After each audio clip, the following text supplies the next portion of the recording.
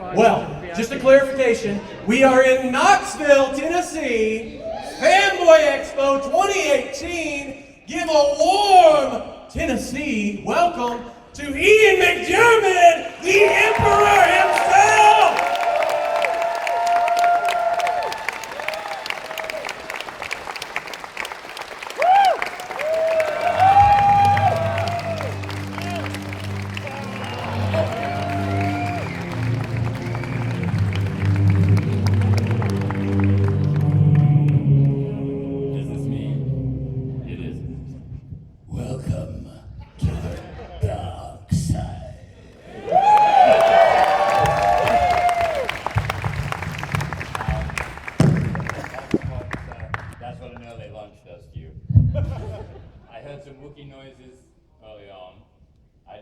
Them, but if there are any Ewoks in the building, clear the hall.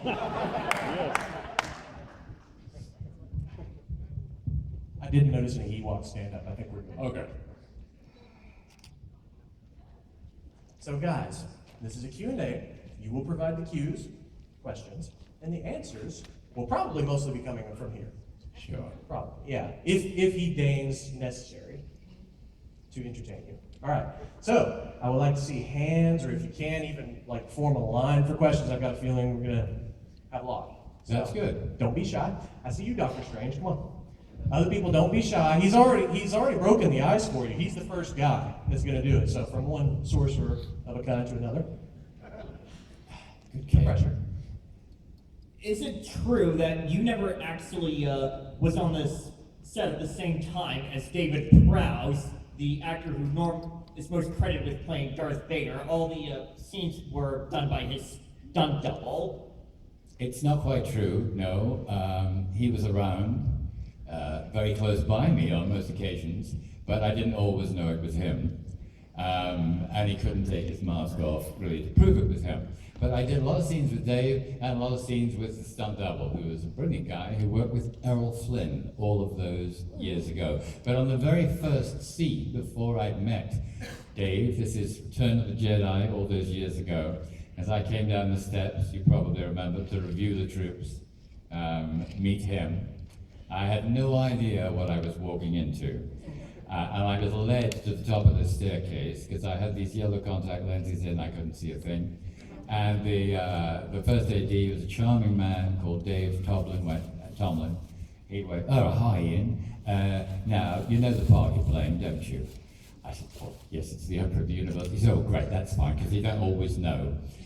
So there he was at the top of the stairs, waiting to go down. He said, "There'll be a blast of smoke. And then there's a huge staircase, you go down, you'll see Vader, and you say your lines." So that's exactly what happened. But when the blast of smoke happened, I really couldn't see a thing. And I knew they were only rehearsing, but all the cameras were on and so on. So I took tentative steps all the way down those steps to the bottom. And of course, I forgot that I probably wouldn't be able to hear Dave's voice, and I knew anyway it was going to be James Earl Jones in the end. So I had to assume that Dave had said his lines, and I came in with mine, having assumed in my head it was James Earl Jones. But having not fallen flat on my face, I felt the first scene was victorious. And then afterwards, he took his helmet off, and I saw who he was, and we got to know each other over the movie. But it's disconcerting, really, to be acting with someone who you can't really hear, and you know it doesn't matter anyway, because it's going to be somebody else's voice that you're responding to eventually. But it was very good training, and that's Star Wars for you. So being blinded by contacts and smoke and not really being able to hear your co-star. That's right. And George was at the bottom. I'd met him, but only briefly when he saw me for the part. And he went, "Hi Ian, great, go again." Which I learned was a common refrain of George's, you know. In fact, he had about 3 directions. He had "go again," and "fantastic," and "go again, too." That's a little exaggerated. But he liked to think that he'd cast the person he wanted to cast, and it was up to the actor to come up with the goods. Although I did come up with a voice that I think he wasn't expecting to hear. But in the end, I guess, quite liked it, because he let me keep it. Hi, my name is Ryan, and I just want to say that you were one of the biggest influences in my life growing up, and you've even spread your influence from the universe into my little boy. He's 5 years old, and he absolutely loves the movies. God. And It's rather terrifying thought. honestly, it kind of is, because hearing a 5-year-old kid talk like that is nightmare fuel for sure. But I just wanted to give you a huge thank you, saying that you're just a huge part of my life, and I'm so glad that you actually got to grace the screen of the movie. And now the question is, what is by far your most memorable moment on set through the entire time? Okay. Well, as you can imagine, there are quite a few. But since you've asked for the most memorable, it would have to be the scene in Episode 3, Revenge of the Jedi, when I finally nail it with the seduction of Anakin to the dark side.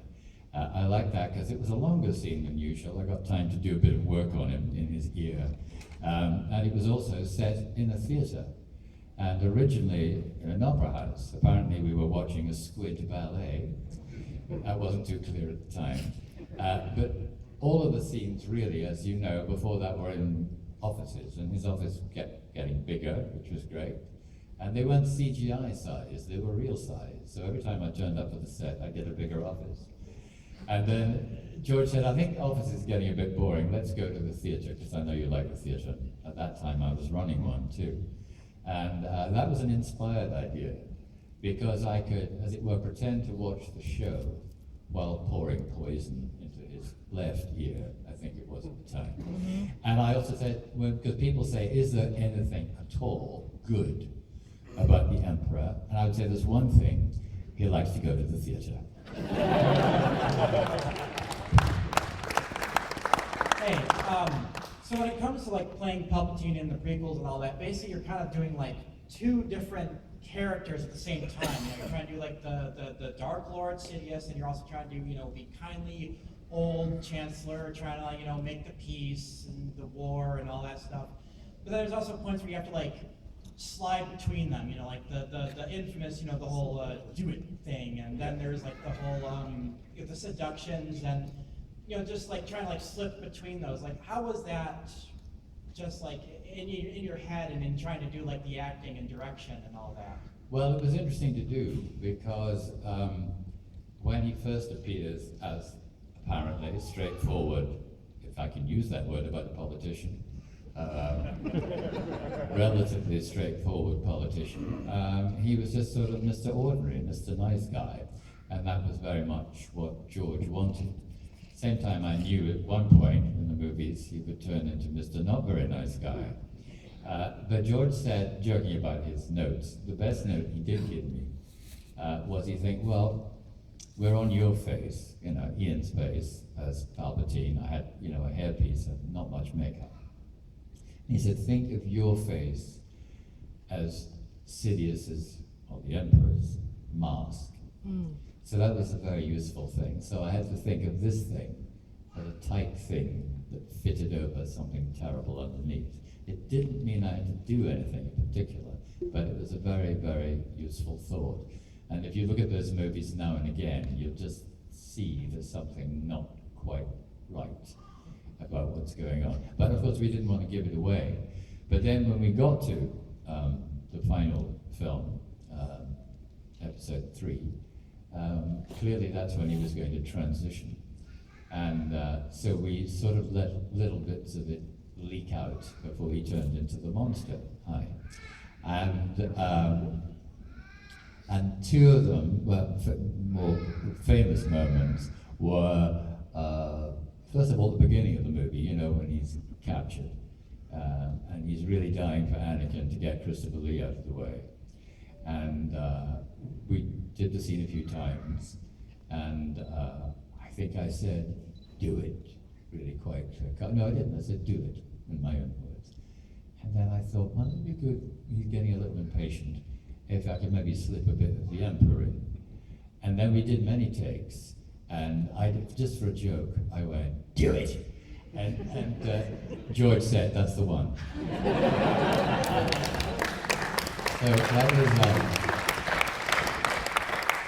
that was leak number one, I think. And then I suppose number two is a bit later in the picture, when Mace comes in, and he kind of loses it, and comes up with that other phrase that people seem to like, "I am the Senate." Not quite into that, but you know, getting there. And then, of course, when the mask, my face, comes off and it turns into the great prosthetic mask, he sort of goes bananas with the voice. I won't do it now because I'd probably lose it, and maybe a lot of you would have to leave the building. The phrase "unlimited power," you know, we did that many times. And I would say, "George, that was a bit much the last time. You won't use that." He said, no, it's great. Do more, do more. So he was talking to me like that. And I was doing this sort of, you know, frenetic thing. The only problem was, it was a busy day in the studio, and there was a lot of dust, as there always is. I mean, it's clean, but you can't clean everything. And 4 wind machines were being driven towards me at the same time. So as I was trying to do that, lots of dust was going down my throat. And the more I did it, the more dust. And the more dust, the better it sounded from George's point of view. "No, Ian, that's really gravelly. I like that. You know, keep it gravelly." What, George? And then I exploded into the full man, and that voice came back after all those years. And but I suppose you know initially how I found it. I mean, when I saw the face, it was so horrible. You know, I went to sleep. 4 hours later, I woke up after the makeup and screamed, you know, by looking at that mirror. And I thought he looked like a terrible, ugly, slimy toad. And what do they sound like? Well, they sort of somewhere there. And I was an admirer of a great Japanese actor, and Japanese actors are particularly great, stage actor. And it was actually a very young actor impersonating a very strong woman called Medea, in the play Medea. And he seemed to produce his voice from somewhere down in his stomach. Usually our best sounds come from the chest, which is there. That's the easiest thing to do. But I thought if I could get further down, it might be even more toad-like and menacing. So I practiced at home. And please don't try it at home. What it does sound like is if you're about to vomit. It sort of goes there, and then you start speaking with any luck, you know. And I got used to it over the years. And when I first did it on the set, everyone looked at me as if I was really ill, you know, as John's ambulance was standing by and so on. I said, "No, I think that's how you should sound." And eventually George and everyone else agreed too. So that's how it happened. And it was nice to get back to him in episode 3. Thank you, and great Lucas. Thank you. Yes, he's a little higher than the Emperor's voice. Hi, my name is Ambrose. I've been enjoying Star Wars since I could understand the concept of language. Okay. And I was wondering if there's anything about the Emperor that you wanted to change or felt dissatisfied with? Well, you see, George is very clever. And he got when I heard I was playing the Emperor of the Universe, you know, you imagine grand robes and, well, a bit like what Snoke was wearing, you know, later on. Not a bit of it. Just a simple black robe with a hood. It could cover the face, or as much of it, you know, as George wanted to show at any one time. And that was it. And a really sort of great makeup. And I think, in a sense, that's the gift of the part. I mean, if he'd had furbelows and endless cloaks and all the rest of it, it would have been sort of about the office a little more than the man. The thing about having absolute power, I imagine, is you don't care about how you dress. And he was 120. He just wanted to be comfortable. So it was like getting up in the morning, putting on a robe, you know, washing your face, not too closely, because it might come on. And there's a stick that came at one point. which I had, but after a while, I think once the electric lightning got flowing, I thought, no, he doesn't need that stick. So that was a sort of act of kind of brilliance. But if you analyzed most of the costumes throughout the series and the voices and so on, although George just pretends, you know, I got that idea for that guy's name on the bottom of an ashtray. And it may be true, but I think there's more thought than he will ever admit that goes into them all. And so you have that great cushion as a part. And as I say, and he says, you know, he believes he's done the casting and the rest is up to you. So from that point of view, it's very relaxing, even though you're in this extraordinary thing called Star Wars. You know, I'm a kid from Dundee. I thought, what am I doing here in the biggest franchise of all time? And I still sort of feel that a little bit. And then when people come up to me at conventions sometimes, but often just in the street sometimes say, hey, yeah, well, you were very kind to say that I had a big influence on your life, and yeah, which is always worrying, you know, what kind of influence. But my favorite one was one said, hey, you were on my duvet. He said, you know, yeah, I've been underneath you for most of my childhood. I said, well, you won't mind if I don't record that. Thank you. Pleasure. I was just wondering, what was it like coming back after about 15 years to play the younger version of the same character? Yeah, it's all nuts when you think about it, really. I mean, I shouldn't have been playing the part at all, because they had cast someone who was closer to the age of Palpatine in Return of the Jedi, which George would never be specific, but it said over 100 anyway. And they found this actor, I think he was in his 80s. Unfortunately, for one reason or another, he couldn't be insured. I think he found the contact lenses, which in those days were made of glass, quite hard to tolerate. So one lunchtime, I suddenly found myself in front of George Lucas and Richard Marquand, because the casting director, who I knew very well, had seen me in a few things, not least in a studio theatre in London, playing a version of Howard Hughes when he was very old and very decrepit, in a terrific play worth reviving, I think by Sam Shepard, the late Sam Shepard, called Seduced.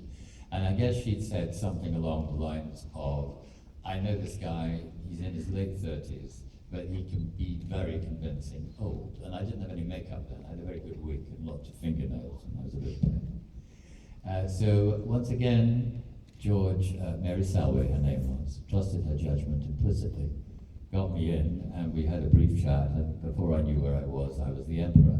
So at the age of 38, I was playing this guy who was 120.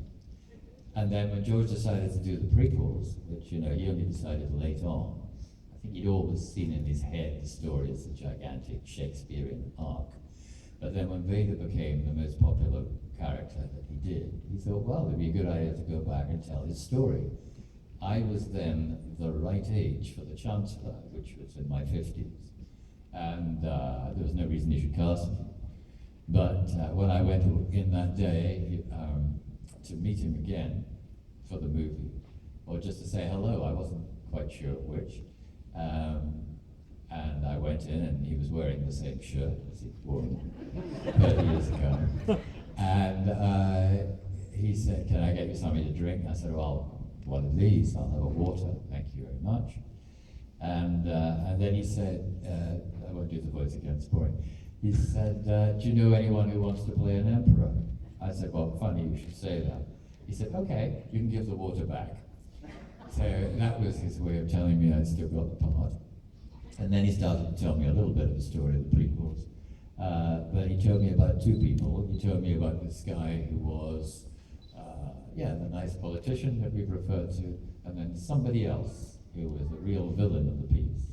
And I thought, oh no, I want to play the real villain of the piece. And it was only on the first day of shooting when I realized it wasn't a mistake in the shooting order, and my name was opposite somebody called Darth Sidious, that I realized what was going on. Nobody else did. He didn't tell anybody else. And then as the film progressed and the holograms appeared, You have to be pretty dumb not to work it out. But all of the other actors didn't know. Ray, of course, knew, because I had scenes with him in my hood. But I remember at the premiere, Liam Neeson coming up to me and saying, "My God, Ian, it was you bastard."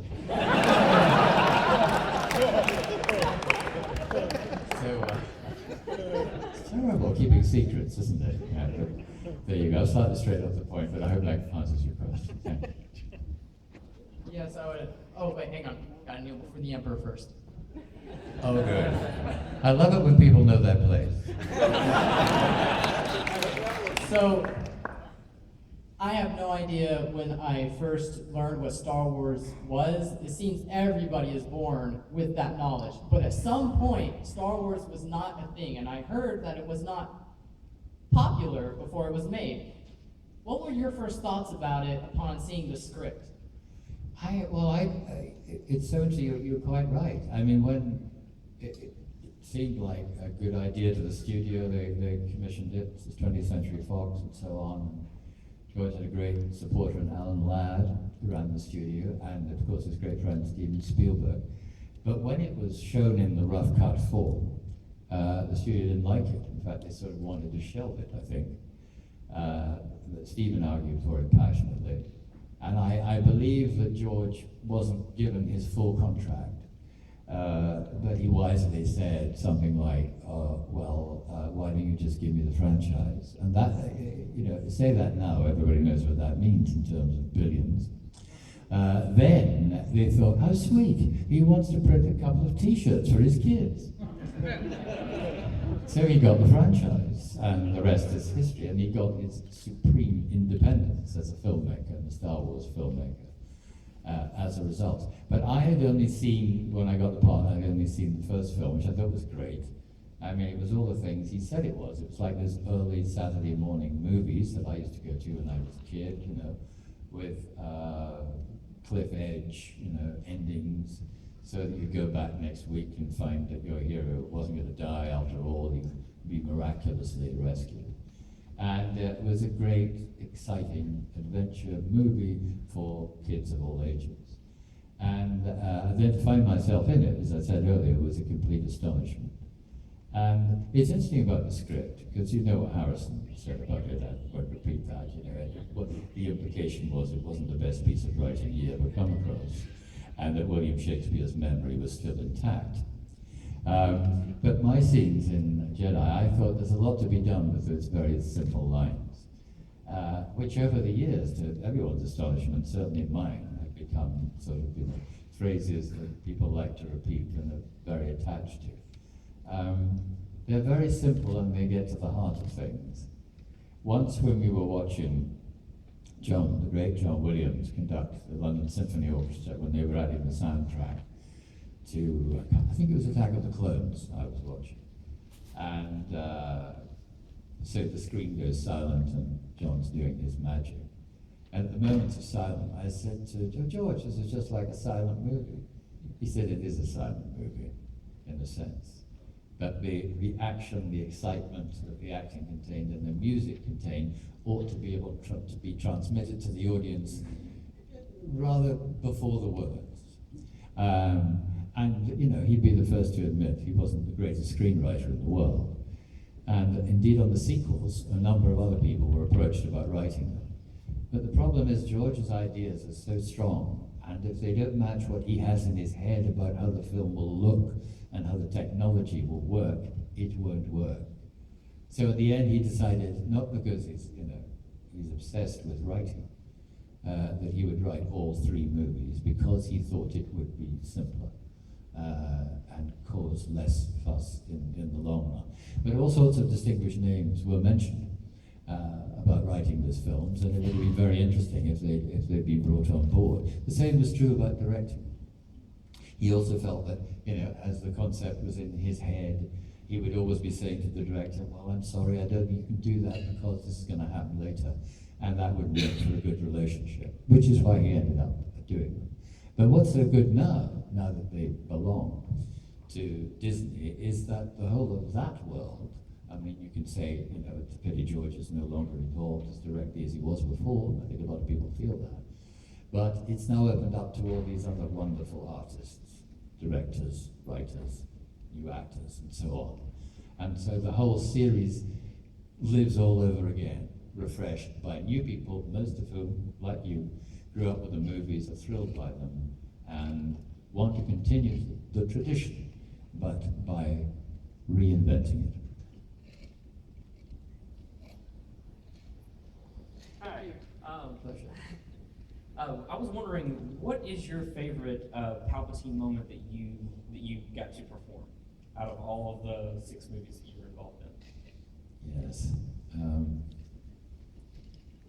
Hard to say, because again, there are so many. I think I'd probably go back to my favorite scene, the one I mentioned earlier, at the opera. When Anakin is just almost there. And the Emperor is really inviting him to betray everything he stood for up to now. And the phrase is just quite simple, comes out, not from a Jedi. And in that he recognizes that Anakin wants power, you know, and if he wants power, he has to become a Sith. Simple as that. But that was an example of a very good line, you see, that just did its work. Thank you. Can you please tell us the tragedy of Darth Plagueis the No. Wise? Leave this room immediately. I don't think that Palpatine was too upset when he died. Let's put it that way. I just wanted to say I'm a huge fan of the prequels, and I wanted to know, how does it feel to be like one of the best elements of the prequel trilogy? Well, it's kind of you to say that. I think there are a lot of good elements Oh, no, I love in the prequel trilogy. You know, there's Jar Jar Binks for a start. I feel that Jar Jar in people's hearts is making a comeback, if not in actual movie terms. You know, because it always turns, doesn't it? You end up hating somebody and later on, you know, you fall in love with them. Or does it work the other way around? Anyway. There was, well, again, I had the opportunity to really, I didn't know it at the time, of course, to develop an arc of a part. You know, it was like a sort of Shakespearean, you know, transition. So that was a big gift. But there are lots of highlights. Some of the action sequences are absolutely extraordinary. And some of the characters, you know, take your breath away. And that continues to be the case in all of the films that we've seen so far in the new series, whether they're the anthology side, you know, Solo, etc., or whether they're the continuation of the arc, right up, I guess, until the final phase of the arc, which is episode 9. Nobody's specific, but I sort of feel that those 9 films will be part of I don't know what a 9 eulogy is, but that, and then something else will happen with new people, new directors, and so on. So that's interesting. And the thing is, what wasn't true when we all started was, you know, you told a simple story, and then you went on and told another story. Nowadays, you know, people are alive to the advantages of the side story, the sidebar story, of following different characters at different stages in their lives. And what's interesting about that is how they mesh in with what's originally happened. And there are a lot of very cautious, careful people making sure that things aren't contradicted in the movies, that you've probably got a few examples of where you think they are. But it's a very intricate story pattern. And now, of course, everybody's doing it. Okay. Hello. I was Hi. just wanting to know that who was your favorite person to work with on set? God. There are a lot of favorite bits. Of course, I had a great time with Mark. That was the initial, because he's a lot of fun, apart from being a good actor. And when I was doing my electric lightning, sorry I didn't do it for you today, I left the charger off. You have to sometimes. And he's a great fan, was then, and still is, of English comics. And there's a very well-known English comic who was a magician who always got things wrong. He was called Tommy Cooper. and he would do something like that with both hands. And he'd go, just like that, and it would never work. So when I was on the other side of the camera doing, I hoped, terrifying electric lightning, which of course was added later, just standing there doing it just like Tommy Cooper. And he would go at the other side, just like that, just like that, just like that, being enormously helpful. Not all the time. So that was a good and striking moment and fun with Mark. But I also had a great time working with Hayden. He and I had a particular rapport, and we didn't, because that's the way things are, we didn't have too much time to rehearse, but we got on well, trusted each other, and were good in each other's eyes, and that's always exciting. I've known Ewan for years. That was great. Natalie's delightful, and Christopher Lee was a hero of mine, so that was a big moment when he joined the picture, because some of you were kind enough to say that my evil bag of bones transformed your childhood. Well, his Dracula certainly transformed mine. One of the great performances of all time, I think, is Christopher's Dracula. So that was thrilling. And in movies anyway, you turn up and suddenly you find you might be facing somebody you've worshipped for ages. You say hello, you do the lines, and then you're doing a film with them. So that's always exciting. Thank you, and long live the Empire. Oh, okay, careful. Hey, Mr. McDiarmid, it's great to be talking to you. I've grown up with Star Wars, and it's just a thrill to be here. So thanks for coming. But my question for you is, while you were filming the whole saga, was there a particularly annoying or dreadful scene to film that was just? I don't know about annoying, but there was a difficult day. It was the day of the opera scene, the ballet scene, because I had to go through a lot. I had to do a bit of the fight, my bit, with Mace, and then I had to do the transition into the monster. And then we were due to do the scene in the opera, and it was a Friday when everybody's a little bit, especially in Australia, looking forward to a nice, sunny, hot weekend. It was also the first AD's birthday, so there was a lot of background activity going on, champagne glasses being clinked in readiness for being served. And a certain gold robot was in charge of that.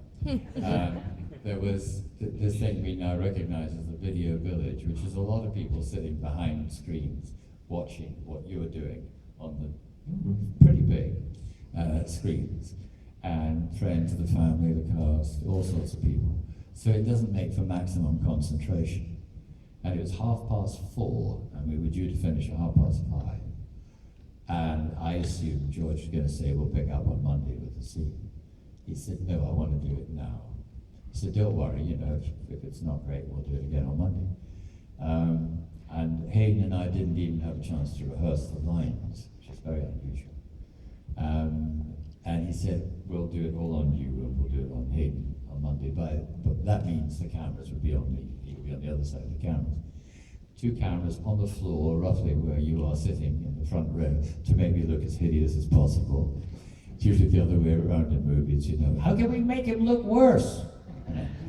But these were manned by 2 great guys who gave me an enormous amount of confidence. And as you know, I had a lot to say. And he said, don't worry if you need a line, ask for it, you'll get it, don't stop. And amazing enough, through 20 takes, I didn't need to get another line, but my main preoccupation was the voice, because as I told you, I had all that studio dust in it and so on, right apart from being tired after a big week. And to this day, it still sounds to me odd, more breathy than I would have chosen to do, because remember, he's not the Emperor yet, he's just should sound a bit like I'm sounding now. So we did it, and George said, that was great, I can use that, and on Monday we'll turn around and be on Hayden. And I said, I'm a bit worried about the voice. He said, no, we listened to that, and we really like it. I said, oh, but it's very throaty. He said, yes, but it sounds as if he's in transition. So amazingly enough, my sort of croakiness and 3 tons of studio dust contributed to the transition of the Chancellor into the Emperor. Thank you very much, sir. Okay. Hello, sir. I'd Hi. like to thank you for coming once again. And I was wondering, working on so many movies and them also creating more movies, do you think that the franchise as a whole has become too cluttered, or do you think people still feel the same excitement as they used to? I think, well, obviously when it started all over again, after Disney took charge of the operation, well, the great thing, of course, was the operation wasn't that different from what it was before, and as far as Kathleen Kennedy, who's a remarkable woman, a great friend of George, took over Lucasfilm. So that meant that certain things, values, if you like, would be maintained, which of course is what Disney wanted. You know, they didn't want us to come in and mess it all up. They wanted to come in and, you know, make the next episodes of the saga even more exciting and even better, and play to even larger audiences. So all of that was good. But when I heard they were going to issue one film a year, I thought that's maybe a little overambitious. But so far it doesn't seem to be so. Although a few people think, I thought Solo was terrific. He's a wonderful actor, Alden Ehrenreich. There were many things in that film I really liked. Maybe, you know, releasing that, as it were, after 6 months rather than a whole year was not so well advised. But as long as they continue to be exciting, the scripts are good, and introduce us to new characters or younger versions of older characters, I think they'll last. I mean, it was the first franchise, and it has a special place in everybody's hearts. Some people will like some films more than others, but goodness me, I mean, look at the prequels, or even look at the first three. You know, The Empire Strikes Back is most people's favorite of the first three. A lot of them didn't like Return of the Jedi. You know, it was those Ewoks, I think, if I can get personal from them. So there's always been a shift about, you know, who likes what, and who prefers which character. And I think that also keeps it alive. If we liked all of them equally all of the time, then it would be a very bland experience. But the great thing about good stories and good movies is to find out what happens next. And as long as that principle is still maintained in an exciting way, it can go on forever. Okay. So, Mr. McDiarmid, are there any last words that you'd like to give us here in Knoxville? Well, I said do it, didn't I? You're the greatest laugh in the universe. Sorry? You're the greatest laugh in the universe. Oh, well, thank you very much. People are very kind. People always say nice things. I was in Las Vegas once. Oh, were you? Yes, I was. And in Venice, you know, the Venetian, etc., the Las Vegas version of Venice, there's a guy in a gondola punting. Do you punt in a gondola? Well, whatever you do, he was doing it. And he went, "You are the emperor. We love you." And I went, I have failed totally. I have been beseeching your hate for over a large number of years. Yes, but we love to hate you. So I'd like to say go on loving to hate me, but unfortunately I'm dead. Thanks a lot. All right, everybody give it up for Mr. Ian McDiarmid, the Emperor himself.